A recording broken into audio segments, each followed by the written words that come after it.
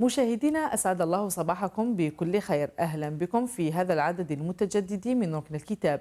يشرفني أن أستضيف وإياكم البروفيسور أحمد غويني، وهو أستاذ التعليم العالي بكلية الطب جامعة البليدة واحد. هو حاضر معنا اليوم ليحدثنا عن مؤلفه Nutrition appliquée à la santé publique. أهلا بكم بروفيسور. كالسؤال الأولي نبدأ به عدد اليوم هو كيف جاءتكم الفكرة لتأليف هذا الكتاب؟ Bonjour madame, d'abord je vous remercie de m'avoir donné cette occasion pour présenter le contenu de mon ouvrage intitulé Nutrition appliquée à la santé publique. Vous savez le rôle très important des aliments dans la couverture des besoins, dans le bien-être et les implications des aliments dans les différentes pathologies. Donc, هذا ما أدى بكم إلى تأليف هذا الكتاب. Bien entendu, c'est l'importance que requiert le domaine de la nutrition rattaché à la santé publique qui a dicté donc l'objectif de cet ouvrage. ماذا عن محتوى هذا الكتاب؟ ما هي أهم النقاط التي تطرقتم إليها من خلال هذا الكتاب الذي يتحدث عن التغذية؟ Alors cet ouvrage est organisé en plusieurs parties. La première partie va concerner tout ce qui est hygiène alimentaire, qui va toucher un petit peu la toxicologie alimentaire. Vous savez que la toxicologie alimentaire est un domaine qui est très intéressant dans le domaine de la santé publique. Il y a aussi une partie réservée à l'implication de la nutrition dans les pathologies diverses, telles les caries dentaires, les malnutrition protéino-énergétique, la cancérogénèse. Une autre partie concerne la nutrition hospitalière. C'est ce qu'on appelle l'alimentation artificielle avec ses deux volets, l'alimentation entérale et l'alimentation parentérale.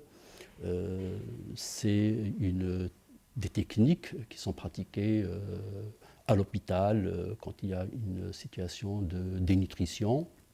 Donc il y a des règles pratiques que j'ai énoncées dans cet ouvrage. Donc les bonnes règles qui peuvent permettre de bien mener ce type d'alimentation. وهل توصلتم إلى النتائج من خلال هذا البرنامج الذي وضعتموه أو هذه الدراسة التي قمتم بها؟ ما هي التغذية السليمة للإنسان لجسم الإنسان؟ Mon ouvrage traite des relations entre les aliments et certaines pathologies. Comme je viens de le dire, j'ai essayé d'établir la relation entre la nutrition et les grandes pathologies qui sévissent actuellement, comme les cancers, la malnutrition protéino-énergétique, les caries dentaires. Et bien entendu, il y a des relations qui vont nous permettre d'harmoniser les règles nutritionnelles pour la population, pour justement éviter certaines pathologies ou traiter certaines pathologies en cours. جيد. ماذا عن جمهور هذا الكتاب؟ لمن هو موجه الكتاب؟ هل هو موجه فقط لطلبة الطب أم هو موجه أيضا للأطباء ليعطوا نصائح لتمكينهم من إعطاء نصائح لمرضاهم؟ Effectivement, cet ouvrage est destiné aux étudiants qui sont inscrits dans les différentes facultés de médecine. C'est un ouvrage aussi qui peut être intéressant pour les praticiens qui travaillent dans le domaine de nutrition et santé. Il peut intéresser aussi les étudiants des filières agro-industrielles. ماذا عن مشاريعكم المستقبلية في ميدان الكتابة؟ هذا يعد على ما أظن ثالث كتاب يتم تقديمه معنا في حصة جامعتكم المتواصل. هل لكم مؤلفات أخرى أنتم بصدد كتابتها أم هي عبارة عن أفكار فقط لم يتم تجسيدها بعد؟ C'est vrai, par le passé, j'avais édité des ouvrages de base qui étaient plus à portée universitaire, dorénavant, par rapport aux recherches qu'on est en train d'entreprendre, de sortir avec des règles, des conseils qui peuvent améliorer l'état de santé en général. Vous savez que le mode de vie actuellement est très propice à l'éclosion de maladies comme le diabète, l'obésité, pour ne citer que cela.